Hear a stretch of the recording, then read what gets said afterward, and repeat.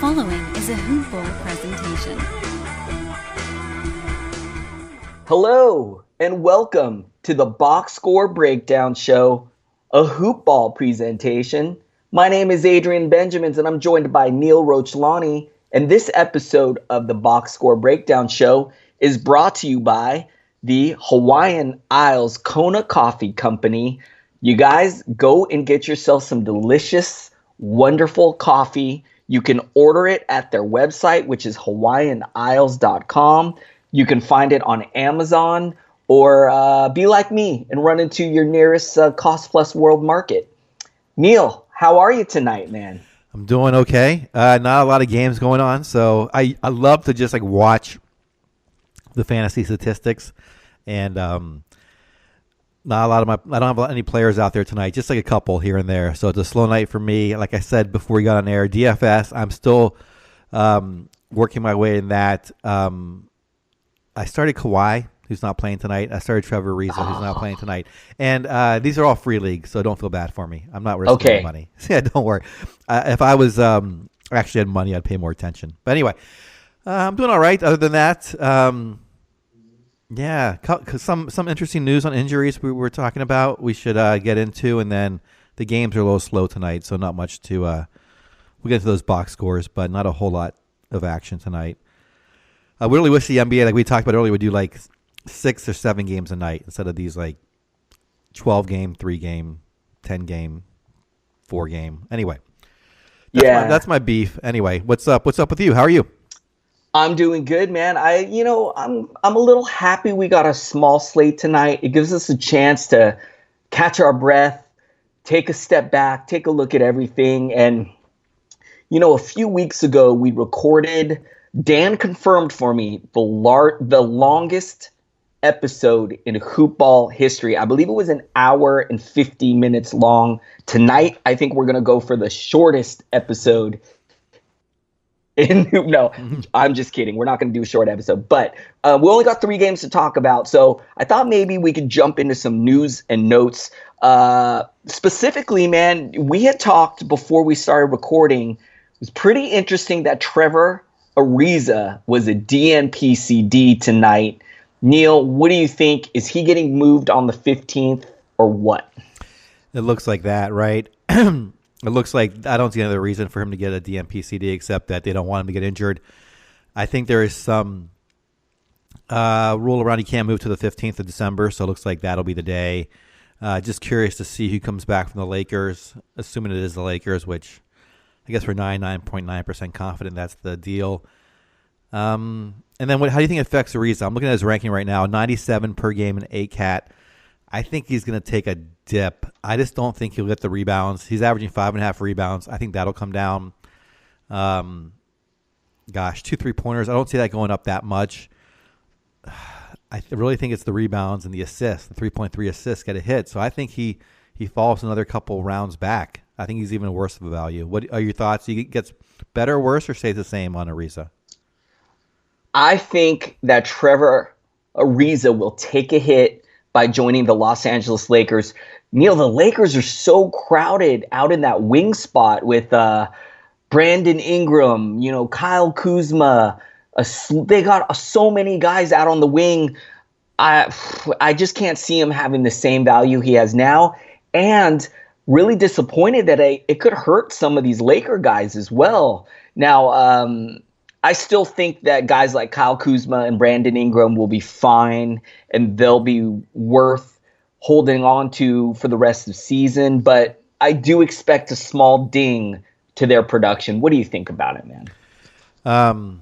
Yeah, interesting to see how those guys get dinged. I'm not big on a lot of Lakers. I know certainly Josh Hart has some short-term value with Ingram out. Ingram I dropped in the league.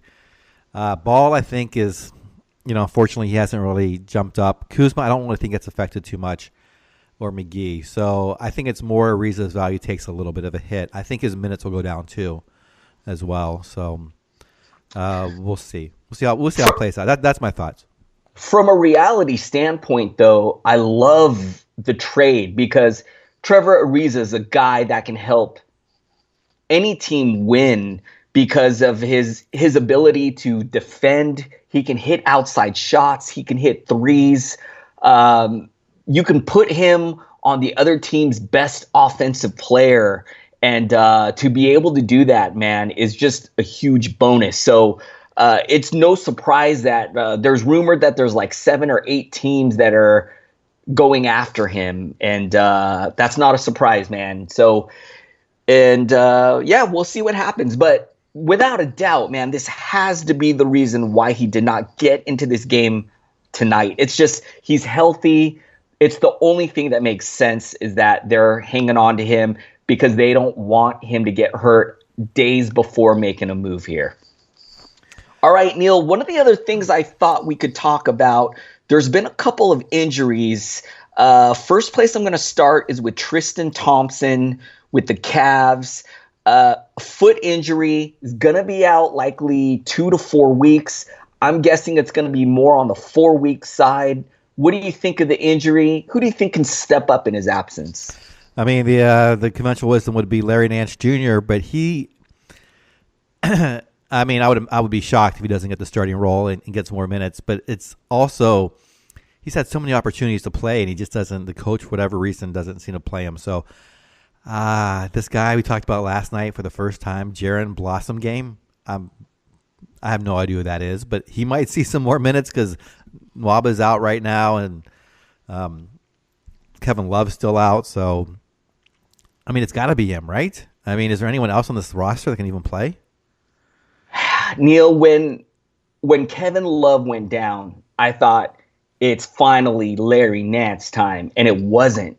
If Larry Nance cannot get it going now with Tristan Thompson out, I don't know what to say, man. This has got to be his time. He looked pretty good in this game the other night, had 16, 7, 2, and 2 in 25 minutes. So this has got to be it's got to be time for Larry Nance to shine, man. So I'd love to say go pick him up, but I checked everywhere. He's already owned in all my leagues. Likely he's owned in all of your guys' leagues as well. So it's more like you're just hoping his production is going to take a huge boost, hopefully.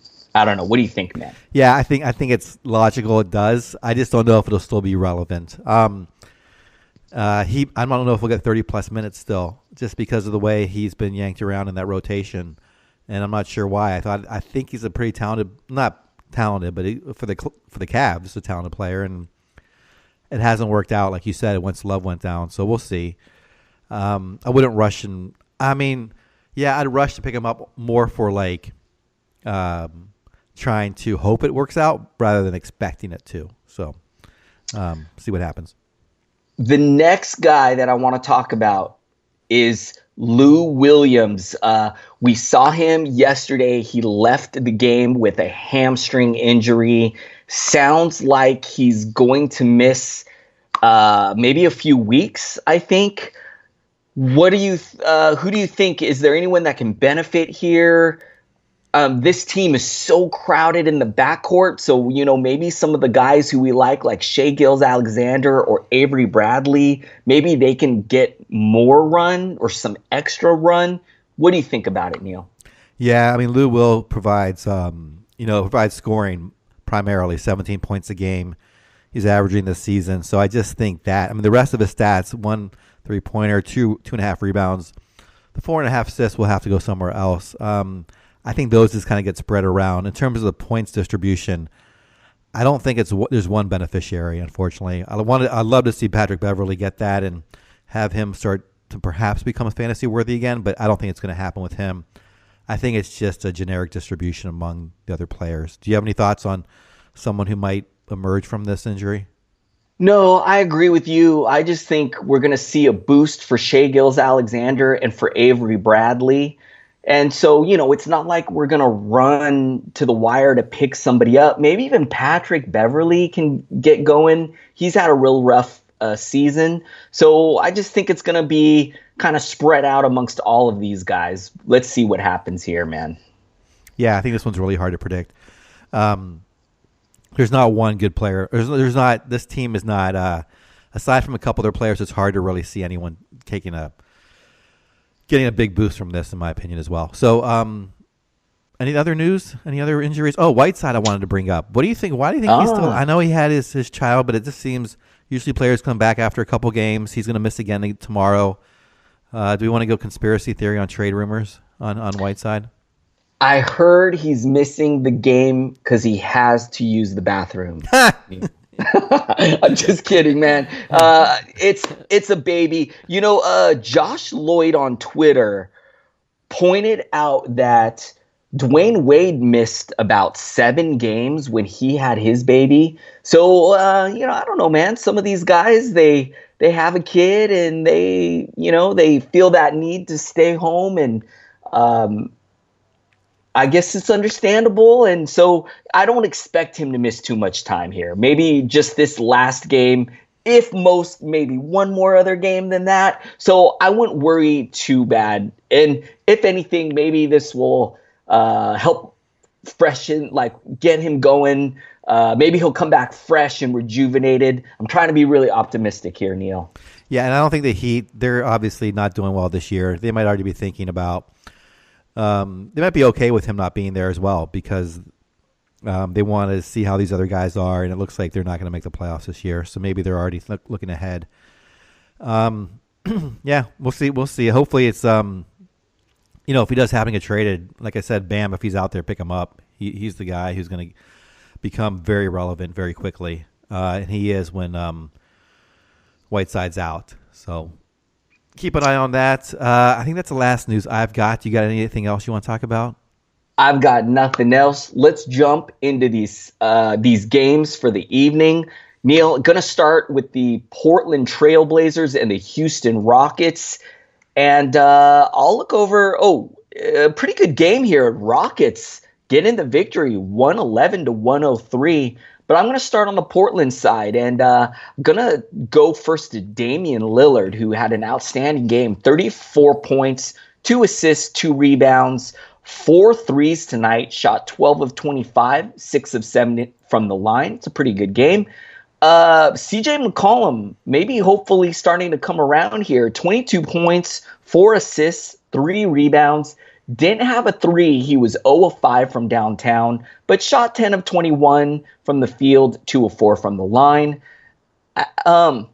Aminu had a nice double-double here. 10 points, 15 rebounds, 2 assists, 2 threes, 4 of 8 from the field. Nurkic with a double-double as well. 15 points, 10 rebounds, 4 assists, 2 blocks. It's a beautiful game from him. 3 of 9 from the field, 9 of 10 from the line. And he's not known to be a good free throw shooter, so that's pretty nice. Harkless, it's not happening for him, man. Really love that he's getting 31 minutes in a start, but it's just not there for him. Missed the beginning of the season due to injury. Maybe he still needs to get going, but you can leave him on the wire.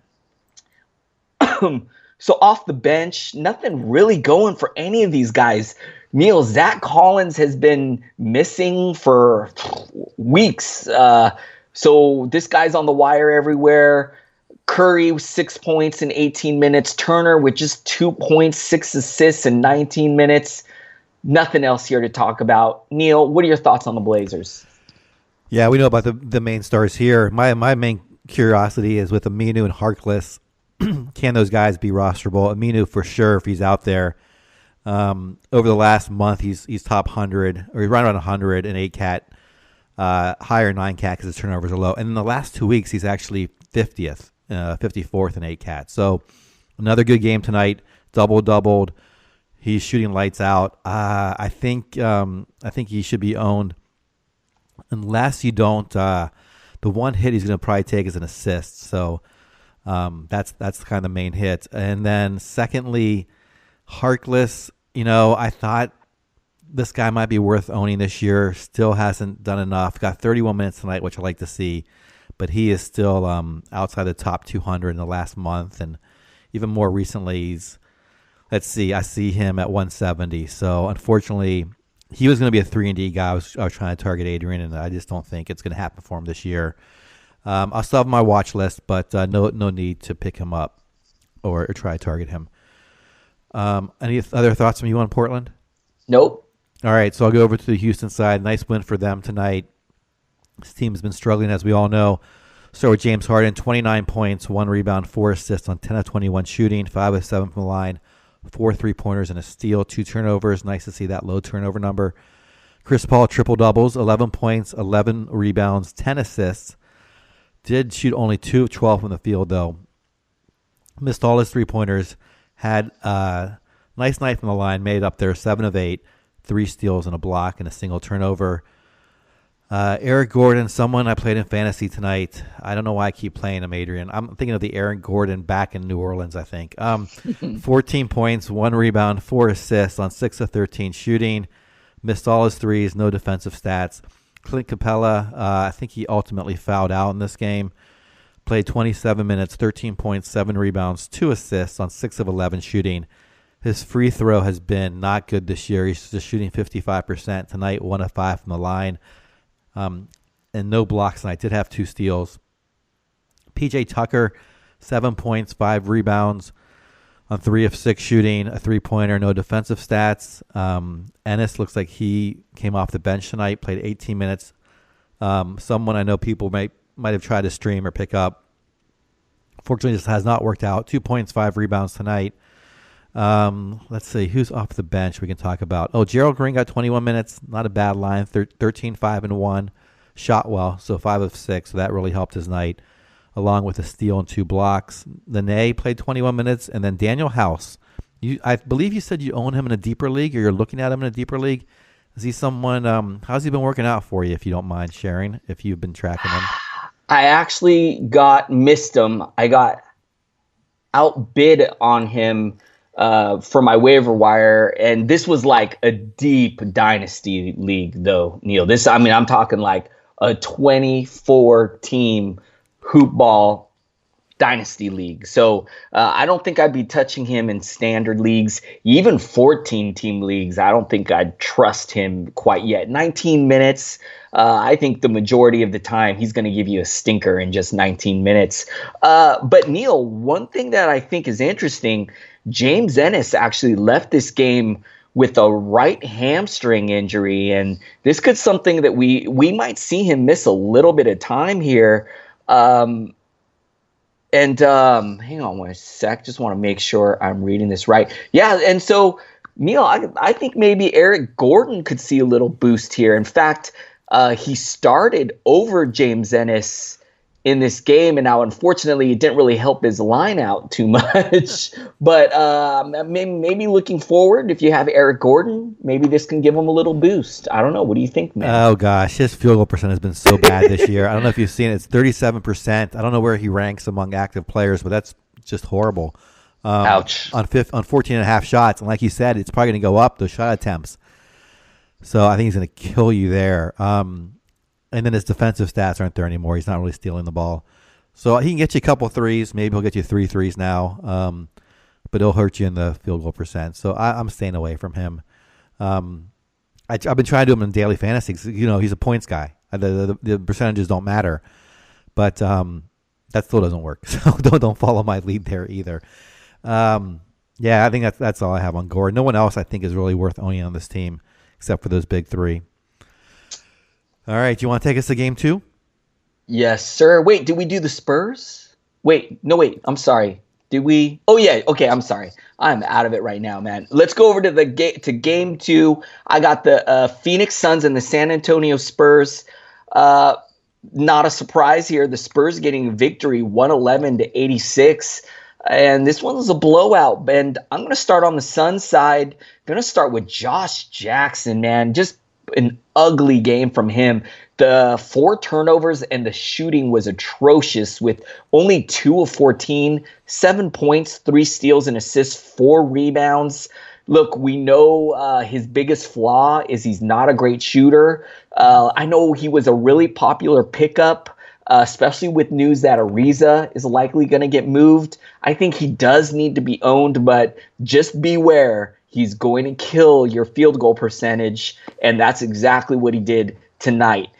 Neil, the second guy I want to talk about, actually, I'm going to go to TJ Warren next. 23 points, 2 assists, 6 rebounds, 9 of 16 from the field, 1-3, 4 of 4 from the line. This guy's going to be locked and loaded for the rest of the season, especially if Trevor Ariza gets moved. He's had a pretty good year, scoring with ease right now. Keep him in your lineup. Neil, DeAnthony Melton. This is the guy I was excited to see tonight, and he did not let me down. I think he needs to be added everywhere. Standard leagues, 12-team leagues, 14-team leagues, go get him everywhere. 17 points. He did have 5 turnovers. He is a rookie, so he's going to be a little up and down, but 2 steals, 6 assists, 7 rebounds, 3 threes, 7 of 16 from the field. Neil, we talked about this guy quite a bit. One of the things we love about him is his all-around game, and showed that tonight, man, doing a little bit of everything. I love this guy. They sent Eli Okobo to the G League with Ariza getting shipped out of town. I'm a little worried about Booker coming back, but if Booker starts at the 2 spot, the shooting guard spot, next to Melton, I think Melton could be locked and loaded for the rest of the season. Somewhat of a risk, but, man, the payoff could be huge. Mikal Bridges with just 8 points tonight, no defensive stats, 4 rebounds, 2 threes tonight is nice, 3 of 8 from the field. It's okay. DeAndre Ayton with 12 points and 11 rebounds, 4 assists, 2 blocks, 6 of 10 from the field's pretty good. But I don't know, man. I'm expecting more from this guy. So I really hope he can start surging in the second half of the season. Off the bench, Holmes flashing that upside with 8 points, 3 blocks, 2 assists, 2 rebounds in just 17 minutes, man. I really wish this guy could get more run. Tyreek Evans with just 4 points, 2 steals, 3 assists, 3 rebounds in 26 minutes. Not a lot else to talk about. What do you think of this team, Neil? I completely agree with you on DeAnthony Melton, excuse me. I think if you're in a league where it's pretty competitive and guys get picked up early, you can't wait. Get this guy right now. Tonight might be a bidding war on him. Not sure how high you can go, but these 17 points might be a little bit of a fool's gold, like you said, when Booker comes back. We know Warren's going to score. We know Booker's going to score. We don't know who's coming back from L.A. Probably not a scorer, but we'll see who that's going to be, assuming Ariza gets moved there and someone comes back. But I think Melton is going to be around 100 going forward, somewhere around there, maybe as high as 90 or 80, and he could drop off. So there's definitely a risk there. But I think the upside is enough that if you have to jump, take them. And this is certainly for 8-cat leagues. 9-cat, you might want to hold off a little bit, but the turnovers might be bad. But then again, those should go down when Booker comes back. I agree with you on Mikal Bridges. I own him in a 14-team league, and I think that's kind of where he should be owned. 12-team leagues, I think maybe second half of the season might be better. Rashawn Holmes, I know he produces value in 20 minutes, but it's right on the cusp of value. I don't think he's a must own. I think he's okay if you need the blocks and the percentages. But just 2 rebounds tonight, so that's going to hurt if you're expecting you need a big man to get rebounds. And I'm holding off on him until I can see he gets 24 minutes. I just don't think it's going to get there this year. I really want to believe in Holmes. So if Ayton were ever to get injured, I would start Holmes. But other than that, I'm holding off on him. And those are the 3 Suns I'm interested in. All right. Should I go on to San Antonio or anything else you want to add to the Suns?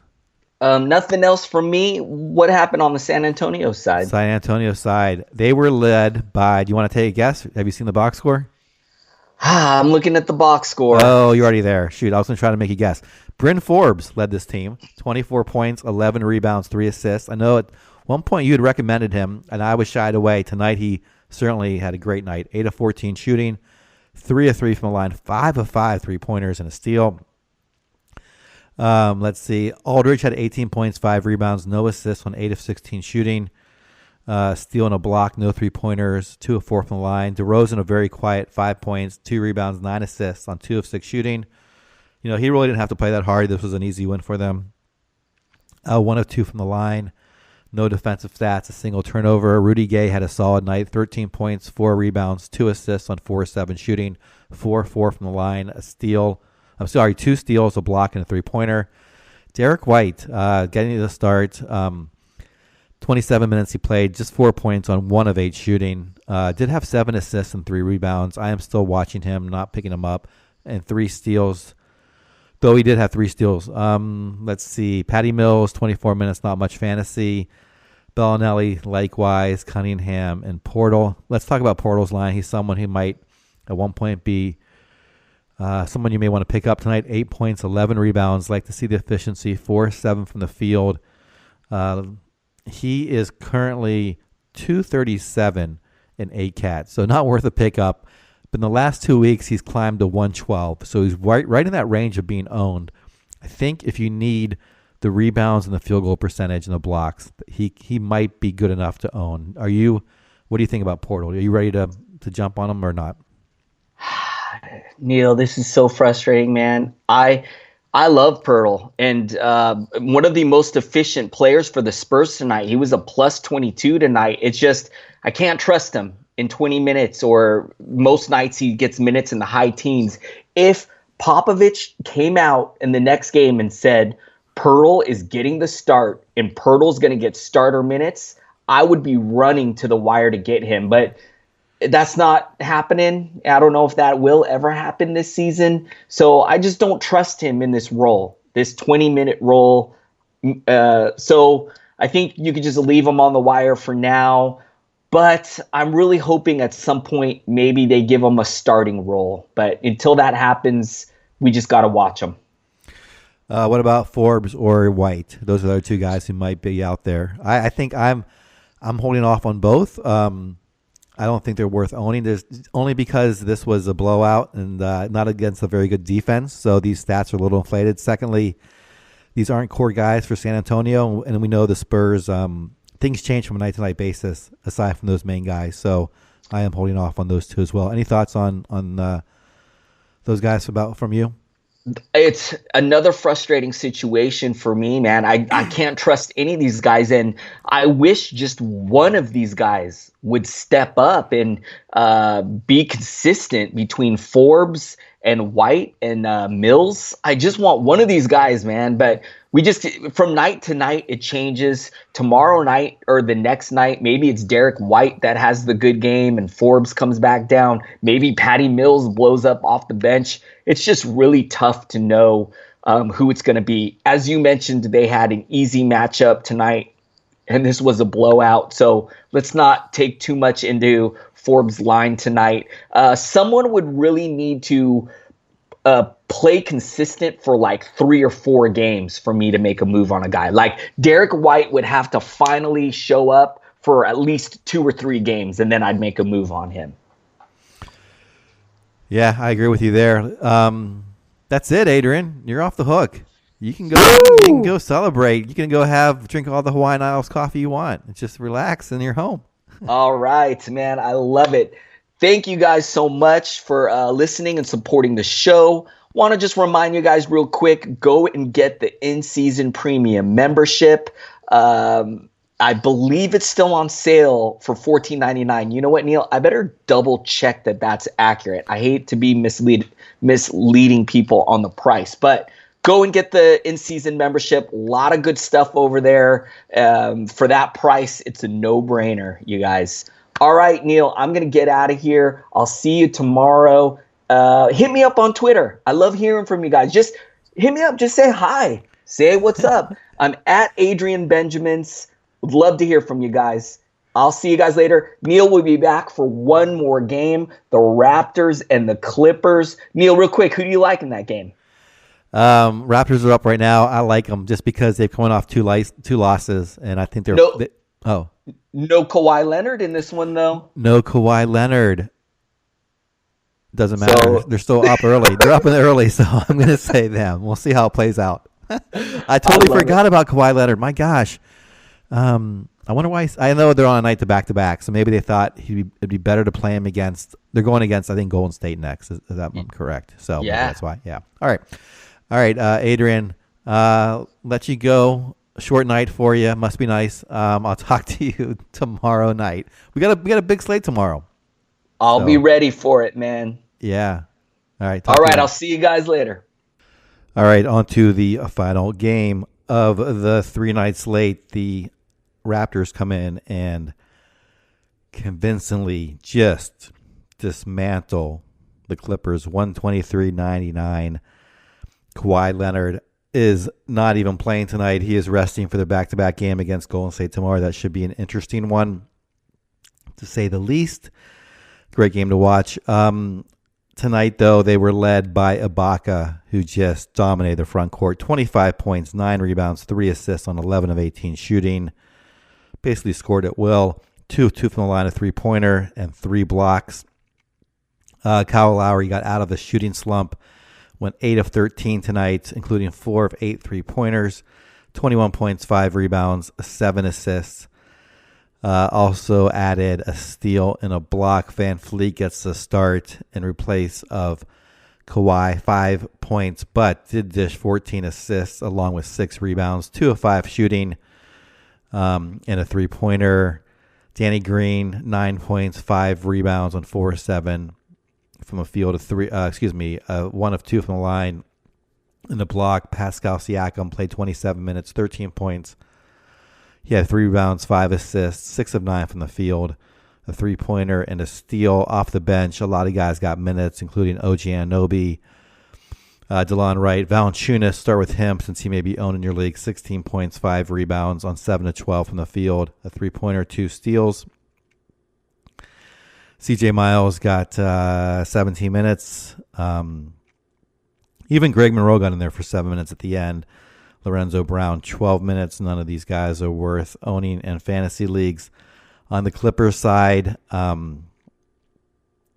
whole lot of nothing, unfortunately. They just got blown out. Probably the best line came from, I'll go with, on at least among the starters, Gallinari scored 11 points. He had 5 rebounds, 2 assists on 4 of 10 shooting, 2 of 2 from the line, a three-pointer, a steal, just a turnover. Tobias Harris played 23 minutes, just scored 10 points on. He also went 4 of 10 shooting, 3 rebounds, an assist. Missed all his 3-pointers, did not have a defensive stat. Gortat, 19 minutes, 7, 4, and 4. Not much else to talk about, not worth owning this year. Shai Gilgeous-Alexander, 22 minutes, 7, 2, and 2. A very quiet night from him as well. Avery Bradley, though, the quietest nights. I picked him up for like a game and then dropped him.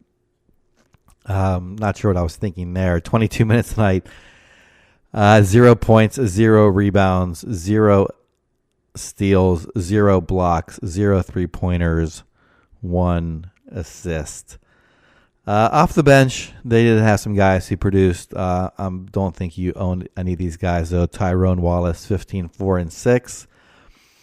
With 2 blocks, 3 of 4 from the line. Mike Scott, who had some value last year in Washington when he was able to get minutes tonight, 20 minutes, 9 points, 11 rebounds, and an assist. Montrezl Harrell, quiet night from him, played 22 minutes, 6, 3, and 2 on 3 of 5 shooting, had 3 blocks to somewhat salvage it. Boban got 16 minutes here. Milos Teodosic, 19 minutes. Patrick Beverley, 20. Boban is just so hard to know if he's getting minutes or starting. If Gortat is ever out, I guess he has very low-end starter value. Beverly, unfortunately, does not. As we mentioned earlier, Lou Williams is going to be out for a while. Did not see anyone here get any value in this blowout. Not much to talk about here, just really one of those games where Toronto, after losing 2 games in a row, came in really focused and just was laser-like in getting this win. Let's see how they fare against Golden State tomorrow night. So from a fantasy perspective, not much to take away from this.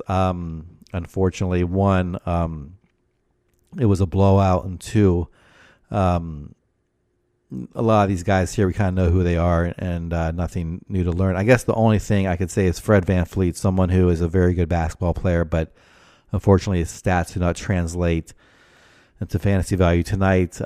Did have that with the 14 assists, but even with the 29 minutes, he only took 5 shots, and some of those assists were just hitting guys across the arc for a 3-pointer, and they happened to go down. So I'm not really taking too much away from Van Fleet's line tonight. Certainly worth watching, and if something were ever to happen to Lowry, I think in that instance he's worth a start. But not sure even tonight you could predict it with Kawhi on the bench. So with that, I am going to wrap up this evening's show. Relatively short. Tomorrow we have 11-game slate, so a lot more to talk about then. See what's going on with Whiteside being out. See if Olynyk starts to heat up there off the bench. See if there's any other recent developments. Larry Nance, how does he fare against against New York tomorrow night for Cleveland? Does Blake Griffin come back and play against Charlotte? How does Boston's rotation look? Who's going to be playing there? A lot of things to follow for tomorrow night. Until then, please hit me up on Twitter. My Twitter handle is @ballwithneil, BALLWITHNEIL. And we'll talk to you tomorrow.